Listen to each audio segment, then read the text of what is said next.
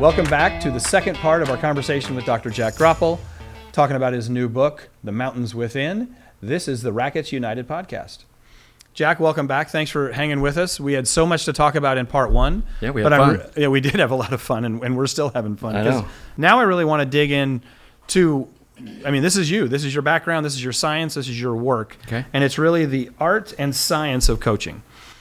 You have done everything in your career to evidence-based, high-quality, scientific work. Talk about what studies did you actually, or are you most proud of? Maybe talk about one or two that you think would be most applicable, because I still would contend that everything you talked about and you've researched is still very applicable today. The laws of science don't really change a whole lot. So share with us some of that research you've done and how you do see that applicable in coaching and really for our professionals today. Yeah, I think the most groundbreaking work I did in peer-reviewed is the biomechanics of tennis strokes and then also strength training and how to train to be a better player. Because I think when you start looking at the foundations of performance from a stroke production and a strength and movement production, I think those were the areas of research that I'm most pleased with, and being involved at the beginning stages of understanding the science of the game. And then, outside of that, I had some fun research. I was a little nerd. In some cases, did derivation and validation of equations of motion to predict ball spin, and where I used mathematics. And wow, I never used that ever, but right. But it was really cool on a resume. Sure. And then I did the work with the White Sox, and that got published in the American Journal of Sports Medicine. So I've done 3 peer-reviewed journal articles on the health benefits of tennis, which I'm really pleased about. We're going to dig into that in just a second, but so those areas. And what principles? Let's go back into to what a coach needs to know. Mm-hmm. And I think one of the things that, again, we talked in the first episode about being lost a little bit is this emphasis of sports science. Tennis, in and of itself, by definition, is very scientific. The angle of attack, the ball, inertia, momentum, right. Mass versus masses, acceleration, all of these things that are really applicable to tennis, more so than others, because then you're adding movement to it and you're adding the motion of a ball. Mm-hmm. So what is it that coaches really do need to know? What are some core principles that you fundamentally believe that our coaches and professionals need to know? Well, I think, again, the foundational biomechanics comes back to things like ground reaction force. A lot of force that happens in the game come from the ground. It doesn't come from the hand or the body. It comes from the ground. That's where it starts. And if you understand how to use ground reaction force the right way, you can almost let the arm come along for the ride, because you're creating so much force with the legs, the hips, and the trunk. I think that's really foundational. I think the idea of the unit turn that was really introduced in the late 70s, early 80s, where if the foot fires out and the entire body turns as one unit, mm-hmm. that sort of preparation became foundational. That we realized that when we started looking at what the world-class players are doing to make their strokes so efficient. So you start thinking about ground reaction force, the unit turn, the linked system and the kinetic chain, let the body work for you. But those are some of the foundational principles that I think don't ever go away. Now, you can base all those. In fact, Brian, I think what's kind of funny, you could take a high school or a high school physics class, and you could use the sport of tennis to teach every principle in physics, and it would be really a cool class. That would be a cool class. You can put that on the next on your things to do. After you do your book tour, that's what I'll do. Okay, we'll get back but you to could. that. The game is so foundational with inertia, acceleration, and so on, ground reaction forces. It could be a great high school physics class. That would be a lot of fun. When you think about the art of coaching, because you've talked about both, mm-hmm. you have the scientific side and the art side. Yeah. Talk more about what it means to the art of being a coach, as opposed to just knowing some of the scientific research. Yeah, in some ways you could argue, and I'm careful how I'm going to word this, because in some ways you could argue that coaching is an art form. It's not really a science. Because to get someone to change their behaviors requires an adaptability to the needs of the person. So keep tracking me with this, because it's not about what you know that's going to help a player get better. It's about how you can adapt your teaching to help that player improve her or his ability to move and execute the strokes and so on. So coaching really is an art form.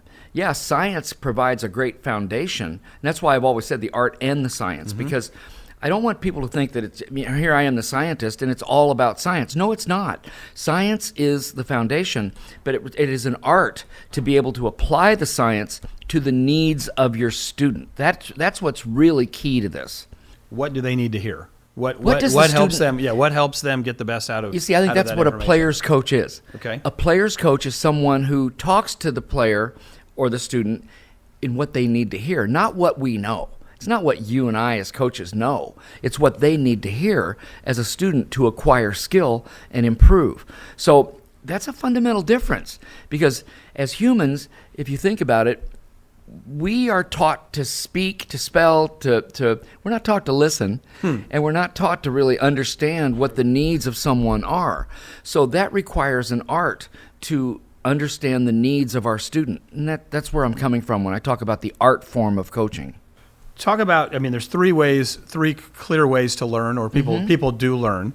And if I'm a coach today, what three things should I be thinking about every time I'm teaching or coaching or trying to get somebody to make some sort of change in their game? Well, the three are we all know: auditory, visualizing, and kinesthetic.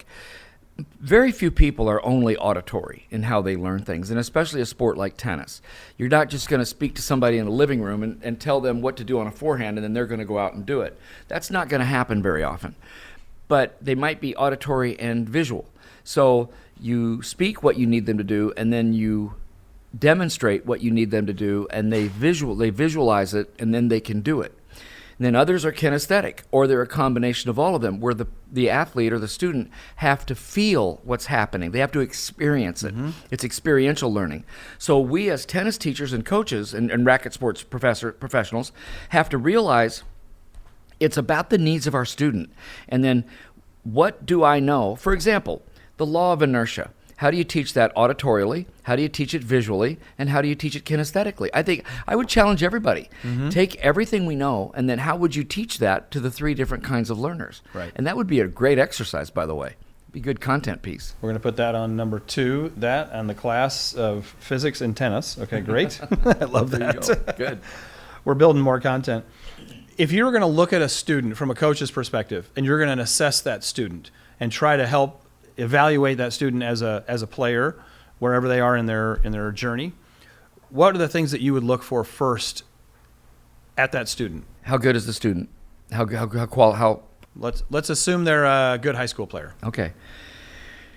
I've had this question asked to me so many times by coaches. If you came to my center or my class or my team and you watched them, what would you be looking for? And my answer surprises people very often, because it has nothing to do with strokes. It has to do with how much fun are they having. Interesting. Okay. Is there Are joy? they out there because they want to be out there? Are they out there because, you see, if you've got a student that really wants to be out there, now you've got something to work with. If they're just going through the motions, that's hard. I mean, I go to our college teams all the time, and I love it when they're having fun, because they're getting better. Right. When they're laughing and they're challenging each other, they're getting better in those moments. When they're having fun, challenging each other, because that's what it's all about. When it's a hardship, that's when it's not so fun. The brain's not as open Yeah. to learning. So I like to your point. That's a great way of when they're having fun, they're receptive. Right. They're receptive to learning. If they're closed off, they're not receptive. So that's what I look at, and I know that surprises people, because here I am, the hardcore scientist. Exactly right. And I want to see if they're receptive to what we want to teach. Because if they're having fun, now you've got a shot at really helping them improve. And they want to get better too if they're having fun. Well, if they're there for the right reason. Yeah, if they're there that's for the right right. reason, they're enjoying it, then obviously they're going to be looking for improvement. We've all been to the weekend camp where the parents drop the kids off who do not want to be there, and it is awful. I mean, there's no learning. It's like pulling teeth, and so that's not that. I'm looking for that, because then I'm going to answer your question very differently if that's who I'm looking at versus they're having fun and enjoying being out there. A lot of people ask me why I still play. I love hitting a ball. I mean, honestly, I just love hitting a ball. It's really kind of odd that at my stage in life that I just I play every day, and I just love hitting a good ball. I can't run anymore. Right. Got metal knees. You know, they'll get me out on the court, but I just love hitting a ball. And do I see that in other people? Yeah, I do, and that's what I want to see. I don't want to see, God, I hope I play well. I hope I win today. No, I don't want you thinking like that. I want you to let me, I have one student, and she said to me, she said, I hope I have a satisfactory report back to you today. And I go, I don't care We're on the wrong premise if it's here. satisfactory. Right. Tell me that I'll let you know how it goes. Yeah, that's all I want. Right. Let me know how it goes, not I hope I give you a satisfactory report. No, your expectations are too high already. You see what I'm getting at? Absolutely right. So it's about acquiring skill and being better at what we are. When you transitioned from being a tenured professor at the University of Illinois to Saddlebrook, and you really were on the court on a regular basis, what was the why? I mean, what was the motivating factor there? What was your why as far as being that interactive with players, and what did you learn at that time being a coach that would apply still today? There's two different questions there. So the why of the movement is probably a little bit of vanity. Okay. Here I gave up tenure. I mean, my father just turns over in his grave every time I make that statement. I gave up tenure. Did what? Yeah, I gave up tenure Right. at Illinois, and I became, in his mind, went to a tennis camp and helped kids play tennis. Right. So there could have been some vanity there because I saw that was where I wanted my career to go, was that toward that, working with players and working with coaches at a place like Saddlebrook. It was obviously an incredible experience, and for me, inside my own heart and brain, worth giving up tenure. Right. Yep. And I also had a backup plan. I said, if I don't make it work in 3 years, I can go back to academia. Maybe not at Illinois, they'd probably not have me back, but I can get back into academia. Right. So that was sort of my backup plan. Now, so that was the why. Now, the other part of your question. You're on the court now for 6-8 hours a day, coaching, teaching, working with players on in your lab, as you say, your human lab. So what did you learn about coaching and getting the best out of players that you would really translate into today's coaches, and what would be helpful there? This gave me the opportunity to apply everything that I'd been studying for years, for decades, like a decade and a half. That yes, I was on the court giving lessons and stuff like that, and I was coaching for a while, the men's team. But this gave me an opportunity to work with adults and juniors and world-class players at Hopman's. This gave me an opportunity to really pressure test what I was doing. I mean, am I smoking something, or am I really got something here? You validate it, right? Yeah. So I was able to be on the court. I loved hitting the ball. I loved being on the court. So I did all the warm-ups and cool-downs with all the kids, and did all the strength training with the kids, and I just thrived on it. And then I got to hit. I got to hit with them a lot, and I just loved it. It was just the weirdest thing in the world that I was willing to be on the court. Yeah, I hadn't been on the court, so it wasn't like I was further along in my career, but not banging balls. Right. So I loved being on the court at that point in my life. And then when Jim and I started the business, I was still on the court a little bit, but I started transitioning off the court. And then we had a tremendous director of tennis, Lorenzo Beltrame, who a lot of people know. And Lorenzo was world class, still is, I mean, obviously. And it was such an honor to work with to be able to do what I did and then transition away from being on court to somebody like Lorenzo was just phenomenal. What kind of coach were you? Well, you mean in how I taught? And how you taught. I was very kinesthetic. I want you to feel what I'm trying to get across to you. Okay. So when there's an article about the work I did with Tim Gullickson at the U.S. Open, and Timmy was a very unique player. Timmy was very, very analytical. Timmy loved seeing films and of himself and then breaking it down, and he loved that. And so it was really a blessing for him to be one of the first players. And then I had the great fortune to work with Stan Smith, that a lot of people know, because that was an elbow problem. Dr. Robert Nerschel was working with Stan, and he asked me to work with Stan on his elbow. So we worked on the court a little bit, and did films, and that was a great experience. So, I mean, I had the great fortune to work with some top players directly, and then at the same time I'm shooting films experientially at the Virginia Slims and at Madison Square Garden of the top women and men players in the world. Right. So that's really how I got involved in being on the court so much, but I loved it. I loved being on the court. If you were going to tell, I think one of the things our members and the coaches today get stuck into is this 60-minute block of time. They're going to start at 10 o'clock and I have to be done by 11 because I have the next one coming up. But knowing all the things that go into becoming a much better tennis player or any kind of racket sport, how would you structure a lesson today? Because I think we have, obviously hitting a ball, and most people associate hitting 400 balls in an hour as a good lesson. But we know that there's so much more to that element of teaching and coaching. How would you structure a 60-minute lesson today? I mean, I do it today. I volunteer to work with the ladies' league teams at my community where I live, and I will tell you that I break it up like the 5 limiting factors. I mean, I spend time on strokes. We'll spend time on movement, and I'll do maybe movement and strokes at the same time with drills. Mm-hmm. Maybe a little bit of strategy, like okay, ladies, on these 4 games, we're going to lob on every return, mm-hmm. and I want everybody to talk and communicate how we cover the lobs. So now we're working on tactics, and right. then you're working on fitness at the same time because everybody's got to move and communicate, and then the whole mental toughness thing I'm building all those into every drill I do. Love that. So I call those the 5 limiting factors of tennis. So the idea of strokes, movement, fitness, tactics, and mental toughness. And do you feel like that's a full quality lesson? Do you feel like they're missing anything? And because I think one of the things that most of our professionals who don't have a full lesson book are looking to build that lesson book, and build that lesson book comes from a great experience. Is that the best experience? And what feedback do you get from the people that you teach versus what they hear from others?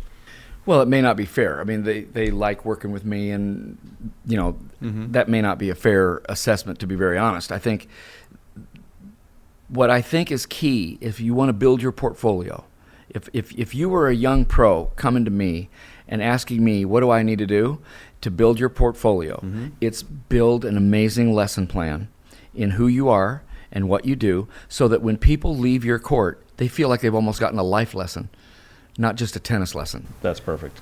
And I think that's a great coach, because we are doing life. We are doing life together. I mean, and we know this, by the way. If you've ever seen the 34 Reasons to Play Tennis that I wrote back in 97, I mean, you learn teamwork, you learn competitiveness. So you teach that. You build out your portfolio so that you're giving them a robust plan.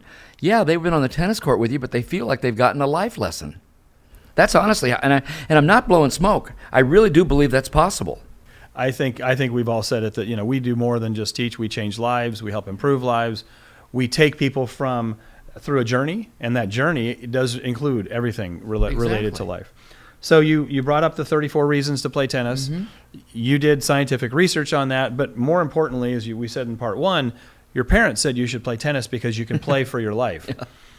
Good news that somebody was listening, because then we said tennis is a sport for a lifetime. But then you published documented the 34 reasons why to play tennis. Tell me, how did that come about? Yeah. Tell us the history there, and is it all still applicable today? Well, it is applicable. It's really quite a funny story how I started gathering all the data on that, because it was in the late 80s, and I was in Europe at an ITF coaches workshop, and it was in the fall, and the ski season hadn't started yet. But we were talking to some alpine skiing coaches in Austria, and it just came up, what are your athletes doing right now? Because there wasn't very much snow on the mountain. Mm-hmm. And they said, they're playing tennis. And I said, well, tell me more about that. Right. Because I was the chairman of the Sports Science Committee. I'd just become the chairman of the Sports Science Committee for the USTA. So when somebody says something like that to me, I'm going, well, tell me more. Ding, ding, ding. Yeah, right. Yeah, tell me more. And they use tennis as cross-training for the alpine skiers. And I'm saying, well, tell me more about that. And they started talking about the agility and how the lower body can be out of control, but the upper body has to be in control. And I'm going, okay. Mm-hmm. So what I started doing from that day forward is gathering data and information and scientific literature on what is it about our sport. I mean, for example, we've always talked about cross-training from tennis, like what could you do? Sure. But here I am talking to another world-class coach, and tennis is their cross-training. So I'm going, okay, let's understand this. Mm-hmm. So it was then, and then it was about 8 years later that I was able to, 7 or 8 years later, that I was able to pull together with the support of Paul Rodert as the administrator of sports science, and I put together the whole article, Why Play Tennis, and the 34 reasons to play, between the physiological and the psychological reasons to play, that was published all over the world and reprinted thousands and thousands of copies. So recently there's been research that says through, I think it was Denmark as well as the Mayo Clinic, that says tennis players will live 9 years longer. Right. But you started this research, well back in the 80s and published it then. How important is that for professionals to know more, or is it more important for the consumer to know, or who should be carrying that torch? Ooh, loaded question. Well, I think we as pros have to carry the torch. It's for the consumer. It's digestible for the consumer. But I think we've kind of dropped the ball a little bit on this. I'm glad to see that we are talking about the health benefits of tennis now. I really am. It means a lot. I mean, Time Magazine did an article last year. I was quoted in it, but it was more of a not sure that it should be said that it's the healthiest sport in the world. Mm-hmm. It was more, I felt it wasn't the positive piece it could have been. Right. My quote was positive, but some others it was kind of a shot, I thought. But I will tell you that I'm glad that it's getting more, but I think we're still not touching. I just got to believe that if a parent really understood the health benefits of the tennis and even the racket sports, the other racket sports, that they would at least give their child a shot to try to play. And I just don't believe we've even come close to nicking that one yet. I just don't think we have. They say 70% of people start tennis at the public courts. Mm-hmm. And public courts are a great place for people to start because they're usually open, they're less expensive, and accessible. But we struggle to have great professionals at public facilities. Mm-hmm. It's not necessarily considered a long-term career. You work for a city government as opposed to a private club. You have challenges in being a 1099, independent contractor versus an employee. But this is bigger than that, though. This comes to our industry is losing pros to age. They're aging out. And we're not recruiting the pros that we need to not only replace, but tennis is growing, pickleball is growing, padel is growing. Every racket sport we talk about is growing. Help me recruit new members, new professionals into our industry, knowing what you know, the history that you have, the science you have, what you know about how great these sports are for our health. What's your pitch? Help us recruit new members and new professionals. In doing that, before I do my pitch, I want to make sure we've got club managers and owners of facilities involved in this pitch. Absolutely. Because they're going to be hiring the people that I'm going to be pitching for their career. Yes. And if I don't have them on our side, we're going to have a problem. So I need the directors of clubs, the managers of clubs, the owners of clubs to be a part of this recruitment process. That they have to be willing to pay a viable wage, and they have to be able to see a viable return on their investment. So as business owners, we have to make sure that the owners and managers are in this recruitment process. It's not just Jack Groppel giving a spiel and trying to get more players to become teaching pros. That'll fall on deaf ears if there's no financial backing for them. Correct. So now if we've got that and we all go arm in arm, now you've got the healthiest activity known to humankind that's got data. Now you could argue, as was written in that Time Magazine piece, that basketball could be argued, but there's no data. Mm-hmm. Get the data and then we'll go arm in arm with you. But right now we have data on tennis. I believe the data are going to show the very same thing in some of the other racket sports. We just don't have it yet. Right. There's no reason to assume that it would be different because they're quite similar with intervals and things like that. So we have the healthiest activity known to humankind that's been researched. Why aren't we leveraging that? If you want to be a part of this movement with us, with all these owners and these managers and the certifying body of RSPA, then come alongside us. We'll arm in arm come alongside. We'll help find those jobs, create those jobs, and we'll get those jobs. See, but I think there's got to be a unified effort.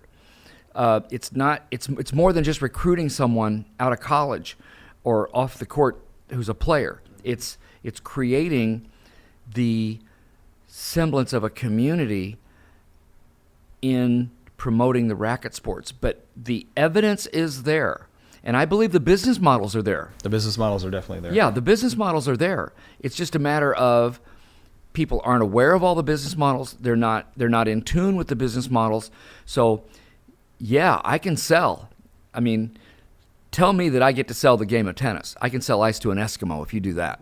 Okay? Yep. And I know that's probably not correct, but I'm sorry. I think what's interesting is there are jobs. At one point I looked, there are 2,000 jobs open for rackets professionals in the state of Florida alone. So that means that there is a viability. So there is some financial backing. Now, is it the best ever? And I think one challenge is obviously that work-life balance, or just life balance, where you're on the court. You're at the mercy of leisure time of others. This is the hospitality business at the end of the day. So you are having to work weekends. You're having to work nights, and that is not necessarily as conducive to maybe the work ethic and or the behavior of where new professionals want to be. Yeah, I think there's a double-edged sword there. I think, for a young person coming up, yeah, you're going to be on the court quite a bit because you want a viable wage, and that's going to require hours. I did it. I mean, at Hopman's, I was on the court a lot, and I get it. But we could create the growth opportunities so that there's a transition. If you look at the ancient Hebrew, Brian, I put this in my book, Mountains Within. The words retirement and vacation don't exist. Yeah, I love that. They don't exist. Do you know why? Because the elders didn't have to step back. They had a different role. I think the same thing can happen in the racket sports. You have a different role as you start getting better and you learn more skills. Then you become a director. Mm-hmm. You become an owner. That'd be great. One day you own your own club. Absolutely. Because you become so viable. And then we've got this constant stepping stone. Then the word vacation, because it's not in the ancient Hebrew, because they didn't need a vacation. There were seasons. Why couldn't we do that as well? Right. The idea that we are limited is wrong. We are only limited by our own imaginations. And this is where I think it's easy to start going, well, it's not that way here. Please don't think like that. Right. Please, as a scientist, if I would have taken that approach early in my career, I would have gone nowhere. Right. I would have been a failure. But I didn't. I had Chuck Dillman say, you could do this. Right. Done. Let's get it done. I had no template. I had nobody telling me what to, and I'm not bragging.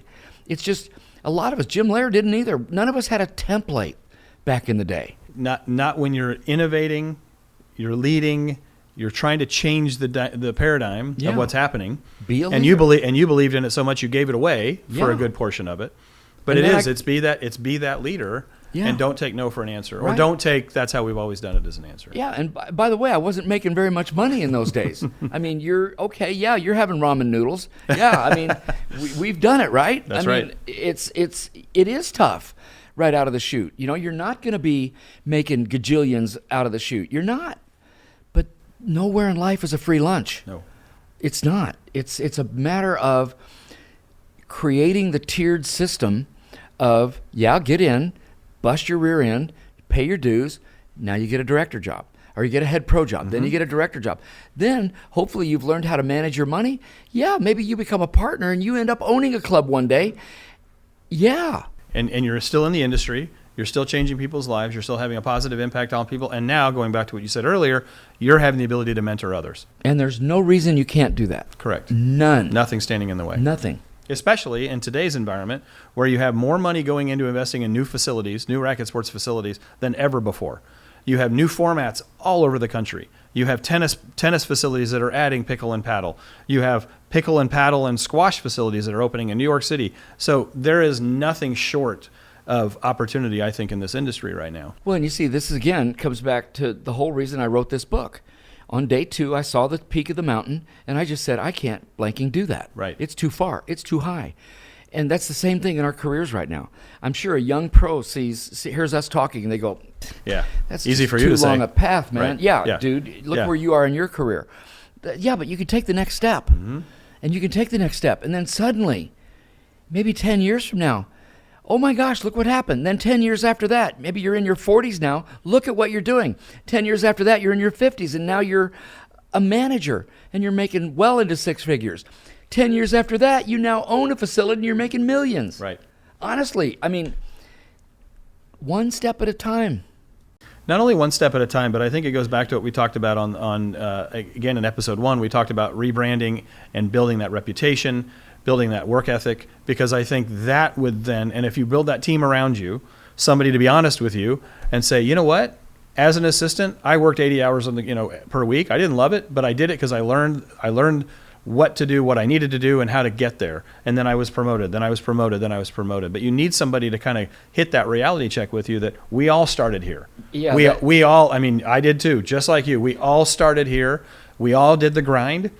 But then if you do have those moments, that ambition, that hard work, that one step in front of the other, I think then anything is possible ahead of you. Yeah, it's exactly true. I mean, again, look at my career. I was in my 30s. So I was well into my career when I gave up tenure.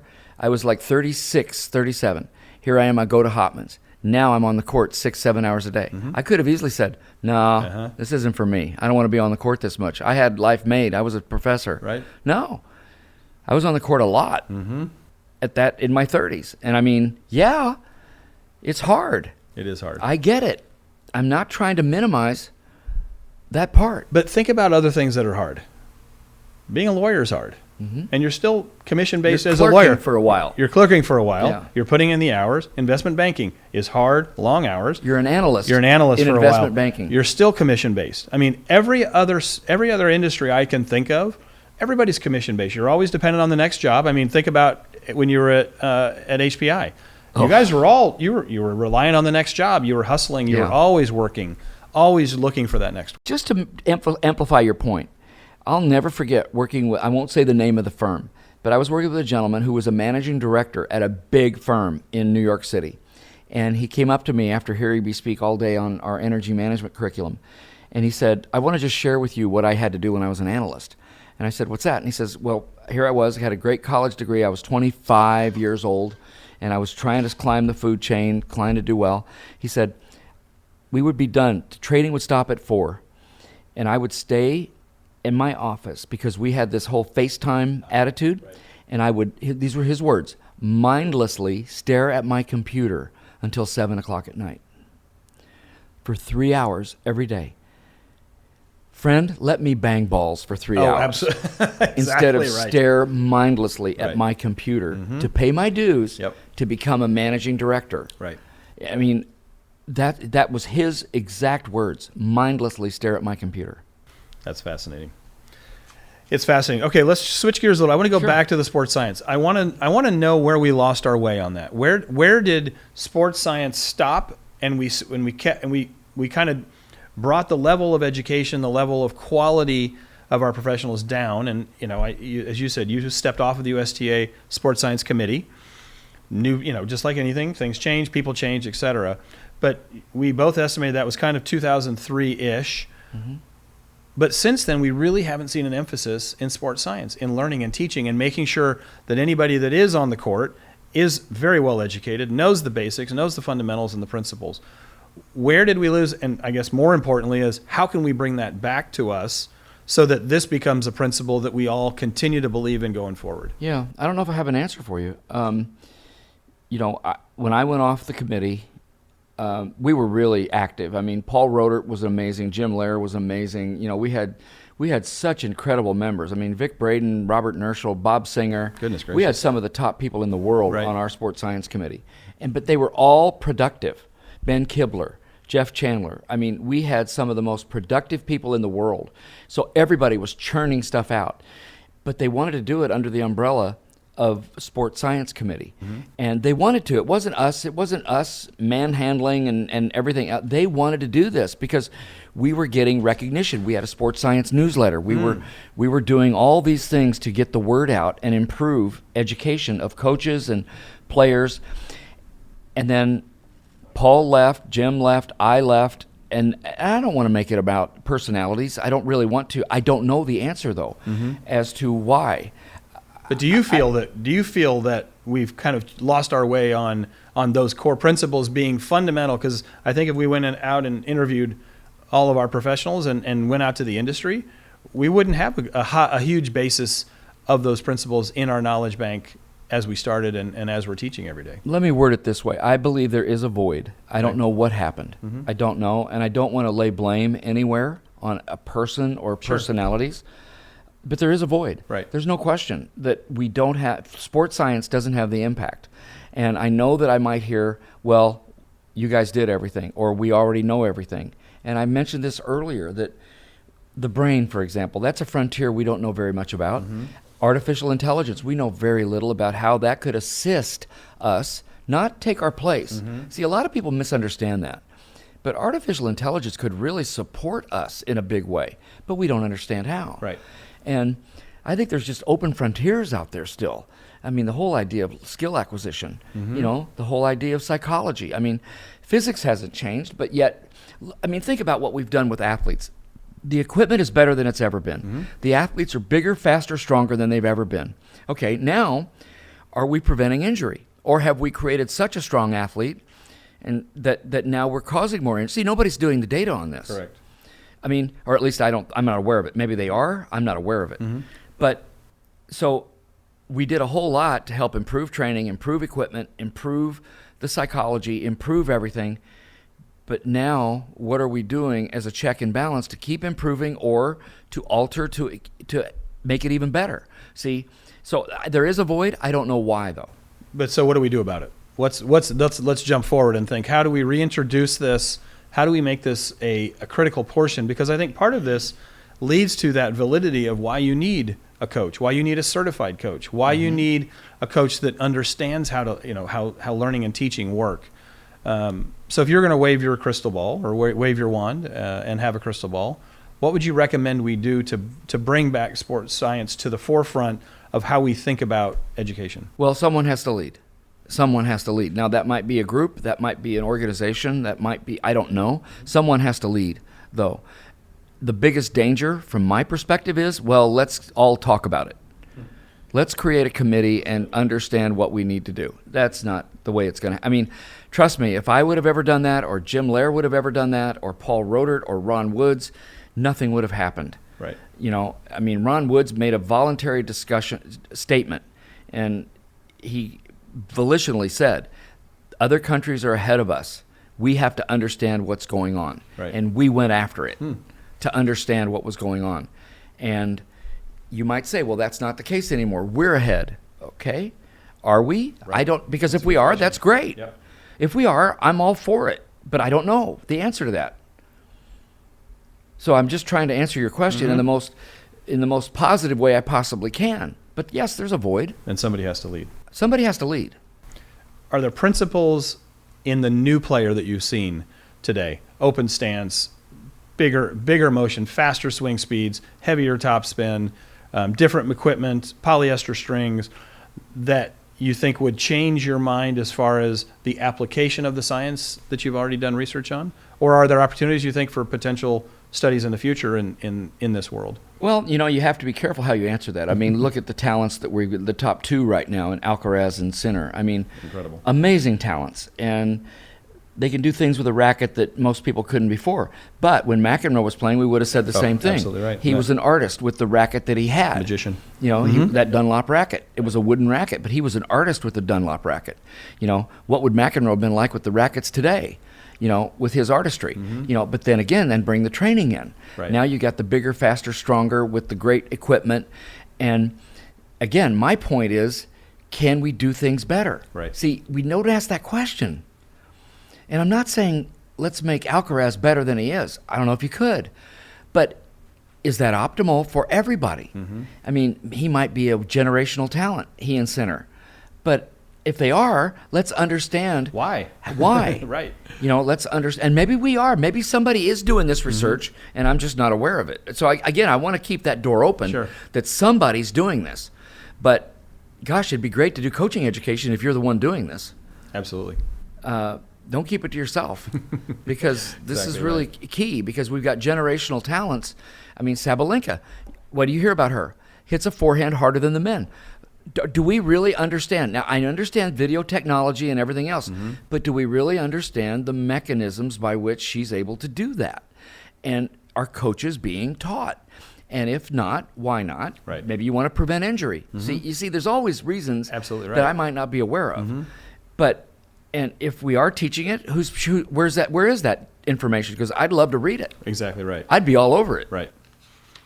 Do you feel like there are still, I mean, let's go back to where we are today, and our coaches are in the trenches. They're working every day. They're teaching as much as they can. They're busy. They're really, really busy.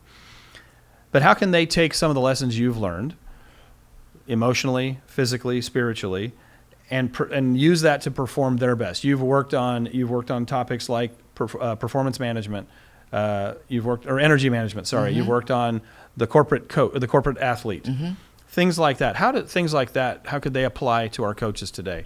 Energy management's a big one. I mean, that's really, really important topic. Maybe talk about that and your experience with that a little bit. And I got to do a call out to Jim Lair on all that. I mean, the energy management, what a pleasure to work with somebody like Jim on energy management. And I mean, he was really the guru in that whole field. But the idea that biological organisms like human beings, we don't have an infinite capacity for energy. We run out of energy, physically, emotionally, mentally, and spiritually. We run out of energy. So as a biological organism, we have to learn how to recapture energy. So then you come back to, and as a physiologist, I can address this, the idea of stress. Mm-hmm. Stress has been given a bad name. Stress isn't what kills you. It's the lack of recovery that'll kill you. Stress is the stimulus for growth.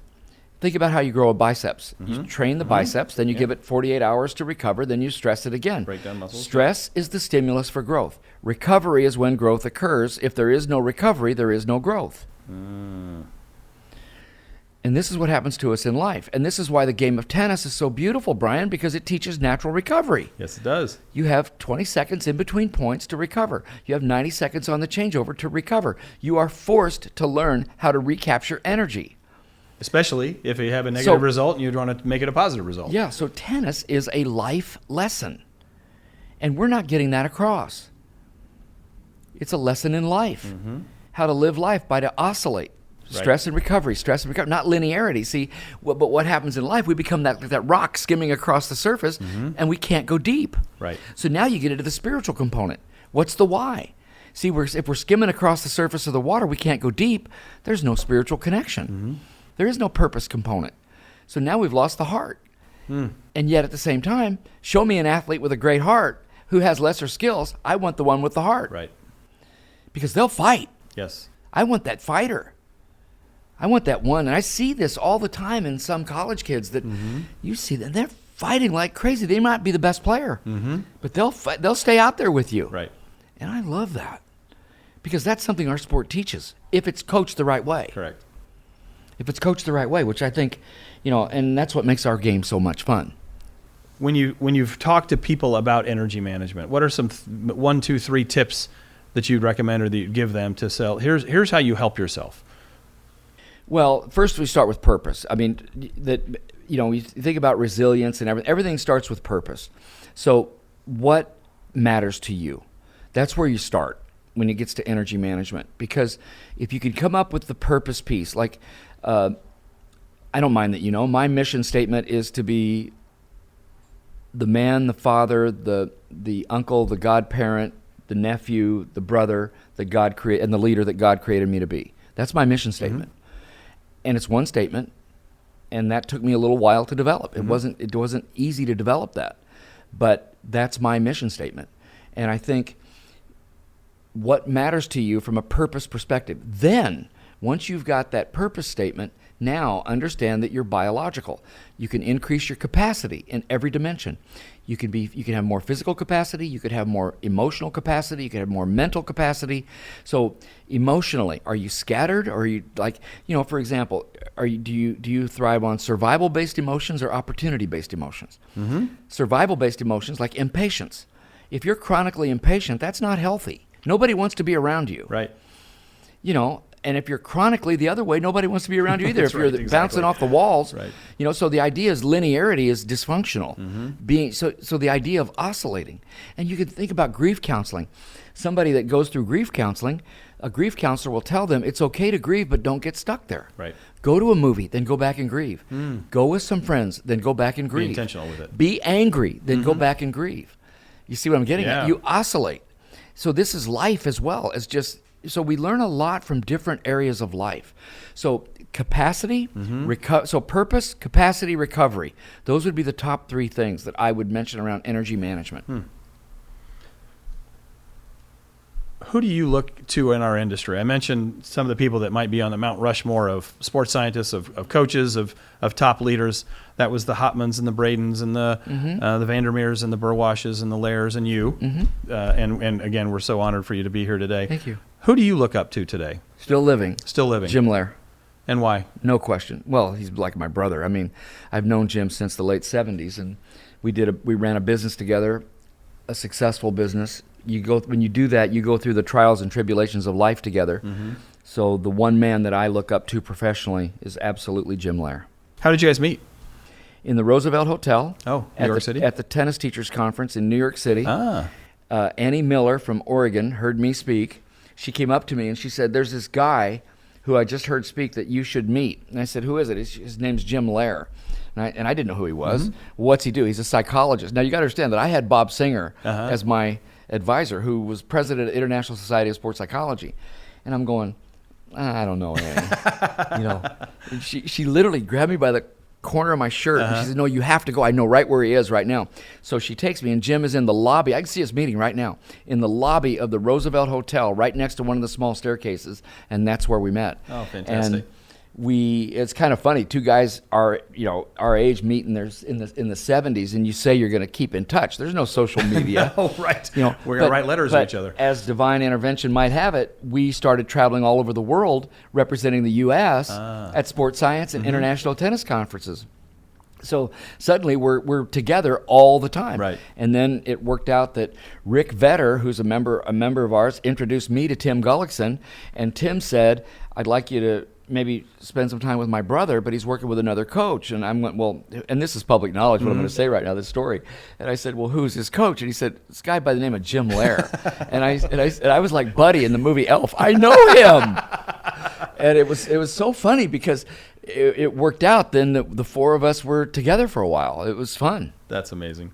And that's how we met. I love that. That's a great story, especially the keep in touch part, when Yeah. you probably keep running into each other for the we next just kept running into 3 each or other. 4 years. You were very, very heavily involved and invested in the USPTA. You have been for years, and now the RSPA. Why? What was it that you believed in and you fell in love with and you really connected with? And what made it special to you back then and even today?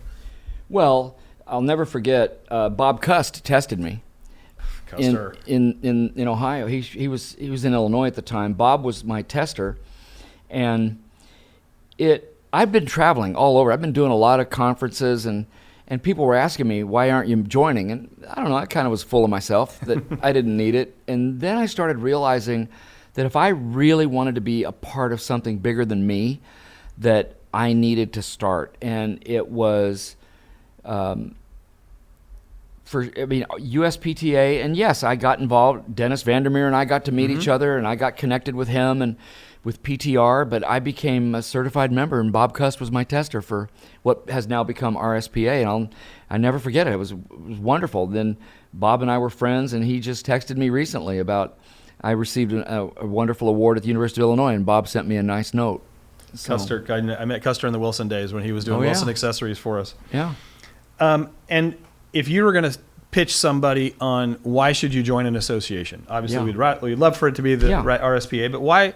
What's important? What fundamentals and principles would you tell somebody are important why they should join an association? Well, you got to be a part of something bigger than you. You can't do life alone, and especially in a sport like this where you're trying to survive and you're trying to build a career. The only way to build a real career is to have the continuing education and the growth, and to stay updated with everything that you do. And there's no other way than to be a part of an organization like this. What about the idea of being a certified coach? What does that mean to you? What did it mean to you when you did it originally? And then what does it mean to you today? Well, originally for me, it just meant I was a part of something bigger than myself, that I was a part of something that could really make a difference. And then I got to meet people like George Basho and Bill Tim and Tim Heckler. And I mean, I really got to meet some of the icons in our industry and in our association. And that just got me more excited. And then Nick Bollettieri, I got to meet Nick and spend time with Nick. And then obviously Jim Lair, Peter Burwash, Vic Braden. I mean, and I'm just going, I wouldn't have met these people without being a part of this organization. And then I was blessed to be as involved as I was in my career. What I would say to somebody today is don't assume that you can do this on your own. That's a very false assumption, because I will tell you that you might argue, but because of what I did in my career, that I could have met all those big names. Yeah, I might have, but it sure was a lot easier being a part of this organization and going to all the conferences that I did. I mean, I went to all the conferences. I never said no to anybody. I love that. I spoke at all the divisions, everything throughout my career. And I'm glad I did, because it made me better for what I did as contributing to the game. Well, you even said earlier that you had no experience or training in No. how to speak or how to present or things like that, and that carried you, obviously, till you're presenting in front of 60,000 people and on the stage with Christopher Reeves and Margaret Thatcher and some other those all-time greats. Yeah, there's no question. I mean, coaching education allowed me to cut my teeth to become a professional speaker. And yeah, the opportunity created itself that here I am now in the largest seminar circuit in the United States. And I mean, if you want to share, I'll share you a quick story. Please. That I did the first one, and how the brain gets reset. This is a good coaching tip. So before I did this first event, I'd spoken in front of 1,000 people, all corporate executives. Well, now I'm going to speak in Des Moines, Iowa. There's going to be 5,000, but that's still a sea of humanity. But I'm going to follow Zig Ziglar, the great motivational speaker, and I'm going to precede Mary Lou Retton, the gymnast. So I prepared, and it went really well. Now I'm all full of myself. My brain's reset now. 5,000 people, Zig Ziglar, Mary Lou Retton. So I get a call from the organizers. This is the coaching call. This is how the brain will mess with you. So I get a call from the organizers, and they say, "Would you speak at our next event?" Of course I will, right? Yes. Of course. I got this wired now. Right. And I said, "Where's it going to be?" She goes, "Atlanta, Georgia." So I'm thinking the World Congress Center. And so I'm just right away. And I said, "Well, where is it?" And she goes, "The Georgia Dome." Oh, God. Now, when she said Georgia Dome, I want you to understand what happens in the human brain. Because now, remember, I'd been in the Des Moines Convention Center, 5,000. Now I'm going, and I'm going to try to imitate this, Brian. I'm going to crack where the Falcons play. And she said, "Yeah." And I'm panicking. My brain went into panic. This is what happens. And I'm going, "Well, how many people?" Because I know it seats like 65,000. She goes, "We think we can only fill half of it, 30,000. And I'm going, and now I go into survival. Right. So I go from panic now to survival. It's all about me. Well, who would I be following? And she goes, "Christopher Reeve." Now I'm throwing myself a pity party, Brian. Now this is all happening in seconds. Right. I'm seeing everybody cry when I walk on stage. I'm going, I got nothing. So panic, survival, and then I go into apathy. Well, who would I be preceding? She goes, "Margaret Thatcher." I'm out. And I saw this big L across my forehead, loser, and I'm going, "You got to be kidding me." And I flipped my pen up, and then I said, "Yes, Of course you did. I'll do it." Yep. And I hung up the phone. I'll never forget getting with our staff, and I said, "You're not going to." I couldn't even speak. Blah, blah, blah, blah, right. What I just consented to do. I said, "We got work to do," and my staff was great. They helped me prepare, but now you see, you got to prepare for the rafters up in here because you got 30,000 people. Sure. And as luck would have it, it went great. And that was the beginning of me doing it for 5.5 years. But I think there's a good coaching tip there in how you get outside, get over your skis. Absolutely. With your capacity, and you better train because you don't have that equipment, but don't be afraid to train to get there. Absolutely right. So Jack, if you were going to say just one final message, we're going to talk about the book and the publish in just 1 second, but one final message to the members of the Racquet Sports Professionals Association, what do you want to leave them with? What do you want them to know and to understand and to take to heart from all we've talked about over the last couple episodes? Well, what a great organization. I mean, I've been involved with this organization well over 4 decades. And, I'm blessed to be in the Hall of Fame. I'm blessed. What a blessing this organization's been to me. And this is just fun to give back to. But I would just tell you, don't sit on the sidelines. Don't sit on the sidelines and be a cheerleader. Get involved and be a part of something that's bigger than you. And be a part of it. Be actively involved. If you've never spoken at a convention, practice it. Come up with something and speak. Get involved. Don't sit on the sidelines. So that's my call to action. I love that. And we say that all the time too. We have 17 divisions. They're all interested in people's opinions and viewpoint, and all that energy helps And we've adopted a theme here internally for our association, which is win is one. Because if you win, I win. And if I win, we win. And if we win, the industry wins. That's right. And so it all works up from those little steps, the first step that you're taking to overcome those big mountains. Talk one more time. I know this is the pre version, but talk one more time about what's the plan to launch the book, and when can people find it and where? Yeah, the book comes out on January the 8th. It'll be released on that day. There's going to be a global simulcast that night. You can go on my website, jackgroppel.net, and sign up to get the mailings, so we'll keep you informed. I'm also going to be releasing content on a regular basis that people can get. Like, one of the things I'm writing right now are the 5 things we learned from sport to apply to life, like things like visualization, mistake management, and so on. So we're going to be trying to give content, but on January the 8th in the evening, there'll be a global broadcast, and I'd love to have all my colleagues there attending. I love that. And where can they buy it after that? It'll be there's going to be an audio book if you want to hear me narrate it. I'm the narrator. There's an audio book. There'll be a hardback. There'll be a paperback and an ebook. Amazon and anywhere that books are sold, it's going to be available. Phenomenal. January the 8th. Congratulations on this. Thank you. It was an amazing read for me. Thank you. I feel like not only do I know you better, but I also know how you think, and the level of appreciation we have for you being in our industry and choosing our industry over baseball or something else that you loved in your early days, or being Indiana Jones. Yeah. We really appreciate, and all the effort and all the things you've done for the sport. Thank you, Jack. Appreciate you. Thank you very much. Thanks for joining us on Racquets United. This has been a 2-part conversation with Dr. Jack Groppel. It's been an absolute pleasure. I hope you enjoy it, and we look forward to seeing you next time.